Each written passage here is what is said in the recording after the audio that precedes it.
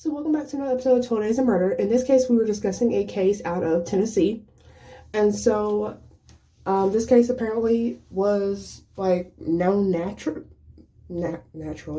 nationally across the United States at one point. And so I don't know if some of you may remember this case, but I figured I'd bring it back for old time's sake because this case happened 10 years ago. And so let's just go and get started. You had your fun, but you're sorry now. You dressed me in white to just lay me down.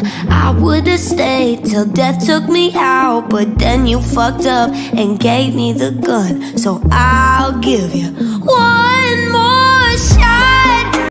So in this case, we're actually going to start off with our victim instead of our killer. And so Alexa Linboom was born on August 16th, 2006 to Katie Linboom and Randall Lee Lavonne, with Randall being born on May 31st, 1972. And so at one point, Katie and Randall were apparently married, but they would split, and Randall would have been remarried to Mary Lavonne, Vaughn, who was born on May 20th, 1955. And so in June of 2007, a call would be made saying that Alexa, the child, was being neglected while living with Katie, her biological mom. So then the case was closed within 3 weeks. So I guess they didn't find any neglect for it to be closed. And so then in March of 2011, a second call we made. This time they were trying to keep the children in the house unless it was absolutely necessary to take them out, actual proven abuse. And so after multiple failed contact attempts with Katie, the case was sent to investigations where nothing happened until it was closed a month later. And so in the fall of that same year, so fall of 2011, Alexa would end up somehow under the custody of Randall and Mary. And so a caseworker would go there expecting 2 children, I guess Alexa and another child, but there were actually 5, and the others would actually end up being removed from the home. And so sometime in December of 2011, she would get taken to a clinic regarding claims of frequent thirst and urination, so constantly peeing, but nothing was found to be. Alexa would get taken to the hospital after being blue and unresponsive for a little while. Doctors would see that she did have severe brain damage. 2 years later, so on January 3rd, 2012, Alexa would sadly die from with her cause of death being acute water intoxication.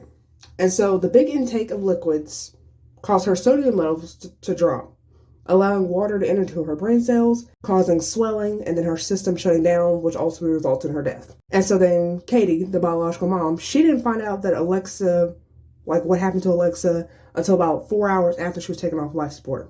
So at this point, Alexa had already been deceased when Katie found out what happened.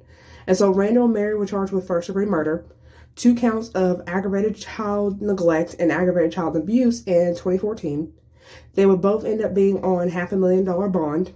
And so at trial, Alexa's siblings, who apparently were between the ages of 7 and 16, they were at the trial to help testify to convict the couple.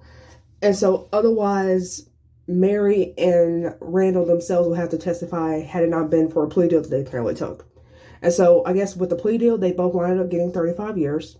And so an article would come out saying that Mary had a parole hearing for June 15, 2015 that was apparently accidentally scheduled. So apparently that parole hearing was a mistake. And so from what I found, Randall and Mary are both still in prison. And so yeah, that was this tragic case of Alexa Linboom. And so I hope you guys learned about a new case. If not, I guess let me know how you found out about it, because it apparently was pretty well known at one point. And I will see you with the next one. Bye. Oh